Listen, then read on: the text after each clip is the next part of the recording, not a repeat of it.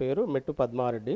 మా విలేజ్ వచ్చి తేరియాల, మండల్ మూటకొండూరు, డిస్టిక్ వచ్చి యాదాద్రి భువనగిరి, నియోజకవర్గం ఆలేరు. ఆలేరు మా ఎమ్మెల్యే గారు బీర్లా ఐలయ్య గారు. నేను రాజకీయంలో మాది విలేజ్ ఇక్కడనే. నేను అగ్రికల్చర్ చేస్తున్నాను. గత 35 సంవత్సరాల నుంచి నేను కాంగ్రెస్ పార్టీలో ఉన్నా, కాంగ్రెస్ పార్టీ చేస్తున్నాం, రాజకీయాల్లో చేస్తున్నాం. సరే కొన్నిసార్లు మిల్క్ సెంటర్ చైర్మన్గా చేశాను. మేము గత 10 సంవత్సరాల క్రితం చేశాను సార్. 2012లో చేశాను మిల్క్ సెంటర్ చైర్మన్. పోయిన సంవత్సరము వార్డ్ మెంబర్ గెలిచాను. అంతమందికి సింగిల్ విండో డైరెక్టర్ చేశాను. అదే అంచెలంచెలుగా చేస్తున్నాము. అది పోయినసారి కూడా రాజకీయ జనరల్ వచ్చింది, కానీ అనుకోని కారణాల వల్ల ఒక వ్యక్తిని ఉంచి గెలిపించడం జరిగింది. అదేవిధంగా మరి ఇప్పుడు ఈసారి జనరల్ వస్తుందా, బీసీ వస్తుందా, అది ఏదేం తెలియదు. ఒకవేళ జనరల్ వస్తే మాత్రం ప్రయత్నంలో ఉన్నాము. సరే ఇప్పుడు నేనే ఒక్కనే కాదు, అందరూ ఉన్నారు. దాంట్లో ఇక తీరగా వచ్చేసరికి అధిష్టానం ఎమ్మెల్యే గారి దృష్టికి తీసుకెళ్తే ఆ ఎమ్మెల్యే గారు ఎవరిని ఉండమంటాడు, ఒక పెద్ద మనిషి ఉంటాడు ఇక బాస్ అన్నట్టు ఆయన ఉంటే ఆయన అధిష్టానం పార్టీ వరకు వినవలసి వస్తుంది. ఎవరు ఉంటారో ఎవరు డ్రాప్ అవుతుందో అది గత ఎలక్షన్లు వచ్చినాక లెక్క సార్. అది ఇప్పుడు ఏం కాదు. రాజకీయాలకు అంటే ఫస్ట్ గుర్రం యాదగిరెడ్డి అని సిపిఐ లీడర్, సిపిఐలా గుర్రం యాదగిరెడ్డి 3 సార్లు తెలుగుదేశం గవర్నమెంట్ రామారావు పీరియడ్లో ఎమ్మెల్యే అయ్యాడు. ఫస్ట్ సారి ఆయనతోనే మేము అప్పుడు కూడా నేను కమ్యూనిస్టే. కాకపోతే మా విలేజ్కి వచ్చేసరికి కమ్యూనిస్టులకు మాకు కొంచెం గ్రామ పంచాయతీల కన్నా కొన్ని భేదాభిప్రాయాలు వచ్చి మేము అప్పుడు కాంగ్రెస్లో పోవడం జరిగింది. అదేవిధంగా కంటిన్యూగా పురుషోత్తం రెడ్డి హయాం నుంచి కాంగ్రెస్లో ఉన్నాము. సరే చేస్తున్నాం పని. కాంగ్రెస్లో ఒక టీం 10-20 మంది యువకులం గట్టిగా ఉండి పని చేసినాము. సరే అప్పుడు సర్పంచ్ కానీ కొన్ని డైరెక్టర్లు కానీ మిల్క్ సెంటర్ చైర్మన్ కానీ ఆ విధంగా గెలుచుకున్నాము. అంచెలంచెలుగా వచ్చినాము. నేను కూడా ఒక టర్మ్ మిల్క్ సెంటర్గా చైర్మన్గా చేశాను. అదేవిధంగా ఒకసారి వార్డ్ మెంబర్గా చేశాను. యూత్ ప్రెసిడెంట్గా చేశాను కొన్ని సంవత్సరాలు, ఒక 5-6 సంవత్సరాలు. పార్టీ అధ్యక్షునిగా ఒక 15 సంవత్సరాలు చేశాను, గ్రామ శాఖ అధ్యక్షునిగా. అది అంచెలంచెలుగా ఎదిగి ఈ విధంగా వస్తుంది ఇప్పటి వరకు. ఇప్పటికి కూడా కాంగ్రెస్లో ఉన్నా. కాంగ్రెస్ పార్టీ ఎందుకు అంటే అది నమ్మకం మాకు ఒకటి. ఎందుకంటే ప్రజలు బతకడం దాంతోనే. అది అందరూ మేలు చేస్తుంది. ఇప్పుడు మా విలేజ్కి వస్తే ఊరు అందరూ అంతే ఉంటుంది, ఒక కాంగ్రెస్ అంతే ఉంటుంది. గతంలో ఒకసారి వచ్చినప్పుడు ఏందమ్మా మా సునీత గారే అన్నది, రాజు అనే బాలగాని రాజు అనే గ్రామశాఖ అధ్యక్షుడు. అయితే ఏం రాజు ఈ ఊర్లో ఇంకా కాంగ్రెస్ ఉన్నదంటే ఉన్నారు మేడం, ఒక 5 ఉన్నారు, వాళ్ళు అంతే. 5 ఉంటే వాళ్ళని కూడా తీసుకోవచ్చు కంటే వాళ్ళు రారు మేడం, 5 గట్టిగా ఉంటారు. అలా 5 ఉన్న అన్నలు మిల్క్ సెంటర్ చైర్మన్ ఎట్లా గెలుచుకున్నాము, గ్రామ పంచాయతీ సర్పంచ్ని ఎట్లా గెలిపించినాము, మెంబర్ని ఎట్లా గెలిపించినాము, అది చెప్పుకోవడం వరకు అంత మాదే అని చెప్పుకోవడం వరకు. కానీ ఇది తేరాల దగ్గర అప్పుడైనా కాంగ్రెస్ గట్టిగానే ఉంది, గట్టిగా ఉంటుంది. ఆ విధంగా అందరం మేము కలిసికట్టుగా పనిచేస్తున్నాం. ఇప్పుడు ఒకసారి బీఆర్ఎస్ రావడానికి ఫస్ట్ కారణం ఏంటంటే మన తెలంగాణ మనకు కావాలి, మన తెలంగాణ తెచ్చుకున్నాం, మనకు కావాలి, మనకు ఆంధ్రలతో మనకొద్దు, మన తెలంగాణ మనకు కావాలని.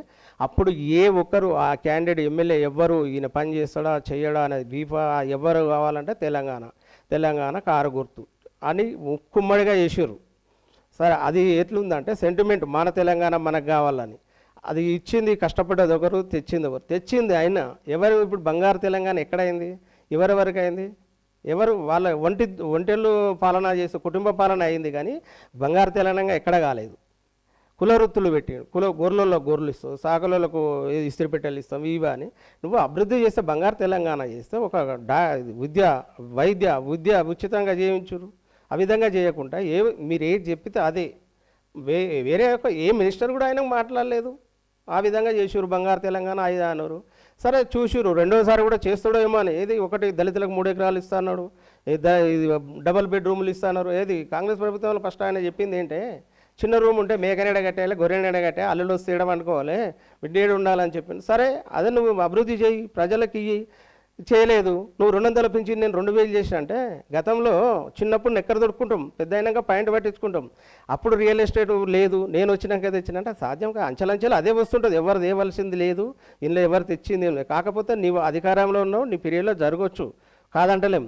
అని నేనే తెచ్చినా నేనే చేసినా అనేది కాదు. ఇప్పుడు నువ్వు దళితులకు 3 ఎకరాల భూమి అనేది ఎక్కడ ఇవ్వలేదు, ఇది డబుల్ బెడ్రూమ్ అనేది ఎక్కడ ఇవ్వలేదు, ఎక్కడో కొన్ని దావులు ఇచ్చినావు, ఎక్కడేమి ఇవ్వలేదు. ప్రజలకు చూసింది ఇక నీతోని కాదా అని మొన్న ఎలక్షన్లలో తీర్పిచ్చింది.